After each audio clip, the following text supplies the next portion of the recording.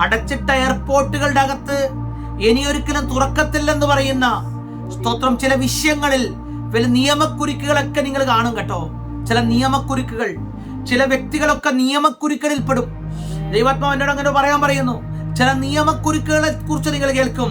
അത് നമ്മുടെ രാജ്യത്തെ, ഭാരതത്തെയും ചില കുരുക്കുകൾക്കകത്ത് പെടുത്തുവാൻ സ്തോത്രം, അത് ചില യുദ്ധങ്ങളോട് ബന്ധപ്പെട്ട് ചില കുരുക്കുകൾക്കകത്ത് പെടുത്തുവാനുള്ള സാത്താന്റെ പദ്ധതികൾ മാറും.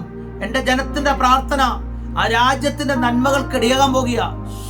ഇന്റർനാഷണലി ദൈവദാസന്മാർക്കുള്ള ബാനുകൾ, യാത്ര ചെയ്യാനുള്ള ബാനുകൾ മാറാൻ പോകുക. സുവിശേഷത്തിന് എതിരെയുള്ള വലിയ വെല്ലുവിളികളൊക്കെ മാറുന്നത് പത്രവാർത്തകളിൽ കൂടെ നിങ്ങൾ കേൾക്കാൻ പോകുന്നു.